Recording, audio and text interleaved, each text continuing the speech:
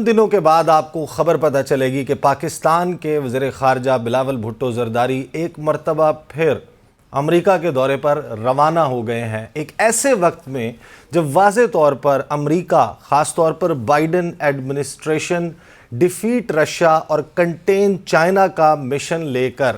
کام کر رہی ہے۔ اس کے بہت سارے ایویڈنسز موجود ہیں کہ اس وقت بڑا ایکٹیولی کام ہو رہا ہے کہ چین کے جو قریبی اتحادی ہیں ان سے دور کر دیا جائے چین کو، اور پاکستان کے درمیان ایک کے بعد پاکستان اور امریکہ کے درمیان ملاقاتیں یہ کیا پتہ دیتی ہیں۔ امبیسڈر عبدالباسط سے اس کے حوالے سے بات کریں گے۔ باسط صاحب، ایک کے بعد ایک ملاقات ہو رہی ہے، ہمارے وزیر خارجہ اتنا وقت پاکستان میں نہیں گزار رہے اور اپنے دفتر خارجہ میں نہیں گزار رہے، امریکہ کے ساتھ ملاقاتیں، ابھی میونخ سیکیورٹی کانفرنس کی سائیڈ لائنز پر بھی لنسے گراہم سے ان کی ملاقات ہوئی، پہلے بھی ہوئی تھی۔ آپ کو اس میونخ سیکیورٹی کانفرنس سے یاد آیا کہ ہم نے بہت کوشش کی، ہمارے سفارت خانے نے واشنگٹن ڈی سی میں اور یہاں بھی، کہ کوئی ملاقات ہو جائے اینٹنی بلنکن سے، جو کہ نہیں ہوئی پائی انفارچونیٹلی۔ دیکھیے، کوئی بھی ذی شعور پاکستانی یہ نہیں کہے گا کہ ہمارے امریکہ سے تعلقات بہتر نہیں ہونے چاہیے۔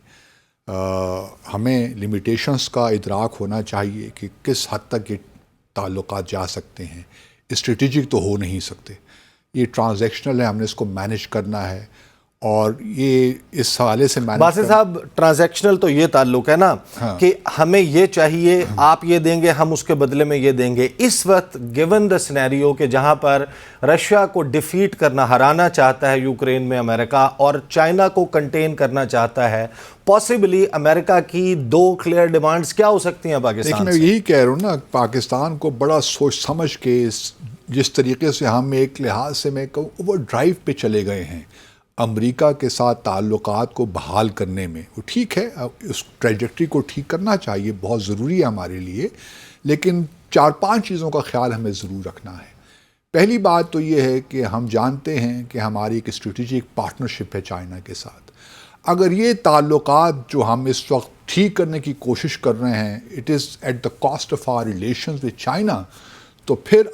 میں سمجھتا ہوں کہ ہمیں چیزوں کا احساس ہی نہیں ہے کہ کیا دنیا کس طرف جا رہی ہے۔ دوسری بات جو میں کہنا چاہتا ہوں، یہ بڑی اہم ہے، یوکرین کانفلکٹ کے حوالے سے بھی بہت سی باتیں ہو رہی ہیں، اور ہم نے سوشل میڈیا پہ بھی دیکھا، دنیا کے جو پریس سے بھی بہت سی باتیں ہو رہی ہیں۔ تو میری جو باب اختیار ہیں ان سے یہ گزارش ہے کہ کوئی ایسا کام نہ کریں۔ ایک ہم نے اسٹیٹمنٹ تو ایشو کر دی اسلام آباد ڈائیلاگ جب ہوا اپریل میں، لیکن ان چیزوں سے گریز کریں جو آپ کے ریجن میں آپ کے لیے مشکلات پیدا کریں۔ باسط صاحب تیسری بات گزارش کرتا ہوں کہ یہ جو آپ کا یہ جو سفارتی لبادہ ہے نا، اس کو ہٹا کے کوئی تھوڑا سا، آپ کے پاس خبر ہے، آپ کے پاس انفارمیشن ہے، تھوڑا سا بتا دینا انفارمڈ سرکلز میں کیا چیم گوئیاں چل رہی ہیں۔ چین خوش ہے پاکستان اور امریکہ کے رابطوں پہ؟ چین خوش نہیں، چین دیکھیے خوش اس لیے نہیں ہے کہ چین دیکھ رہا ہے بڑا کلوزلی ہمیں اس وقت، اور چین کے بڑے تحفظات ہیں، خاص طور پہ پچھلے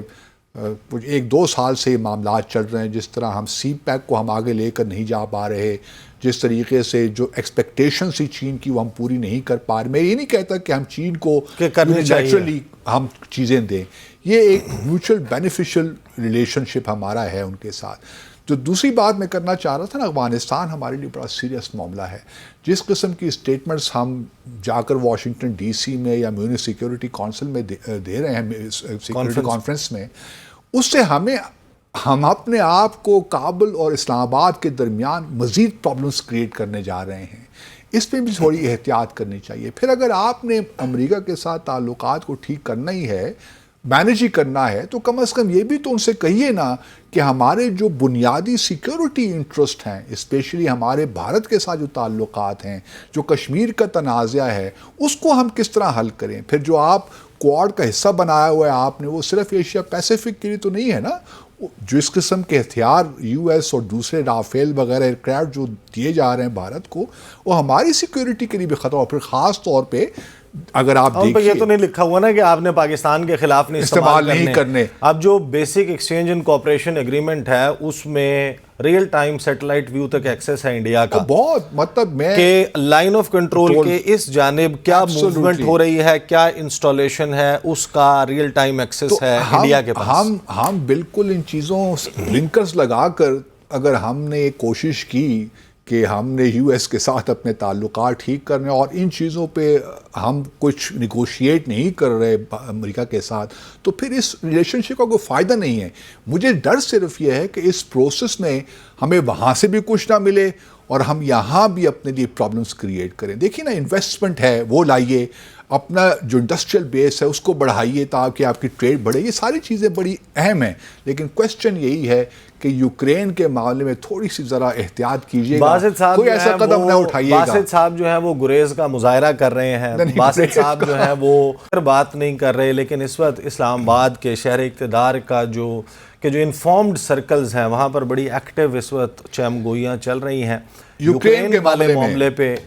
والے معاملے پر، پاکستان چائنا ریلیشن شپ کے حوالے سے، پاکستان اور امریکہ کے ریلیشن شپ کے حوالے سے۔ ایک بات واضح ہے کہ جو بائیڈن نے صدر بننے کے بعد جب 4 فروری 2021 کو اسٹیٹ ڈپارٹمنٹ کا دورہ کیا تو وہاں پر انہوں نے واضح کر دیا کہ ان کی پالیسی یہ ہے کہ وہ اپنی الائنسز کو ریپیئر کریں گے، نئے اتحاد بنائیں گے اور چین کا جو ان کا سب سے سیریس کمپیٹیٹر ہے اس کا مقابلہ کریں گے۔ اس کے بعد ایک ڈیولپمنٹ امریکہ کا ایک کے بعد ایک قدم یہی اشارہ کرتا ہے کہ تمام تر کوششیں اسی حوالے سے ہو رہی ہیں، چاہے وہ G7 کا کاربس بے میں ہونے والا اجلاس ہو، برسلز میں نیٹو کی سمٹ، پھر سال 2022 میں میڈرڈ کی نیٹو سمٹ اور شلوسلماؤ جرمنی بیویرین ایلپس پر بیٹھ کر جب G7 نے دنیا کی طاقتور ترین، امیر ترین اور جدید ترین جمہوری قوتوں نے یہ فیصلہ کیا کہ ہم نے چین کو آئسولیٹ کرنا ہے، چین کو تنہا کرنا ہے، اور پاکستان جو ہے وہ اس کو قدم پھونک کر رکھنا ہوں گے۔ پاکستان کا مستقبل سب کو معلوم ہے، چین کے ساتھ جڑا ہے۔ یہ صدی ایشیا کی صدی ہے، اس میں پاور کا مرکز جو ہے وہ ویسٹ سے ایسٹ میں منتقل ہونا ہے۔ ایک ایسے وقت میں پاکستان کو اپنے ڈیسیجنز جو ہیں وہ بہت کاشیسلی لینے چاہیے۔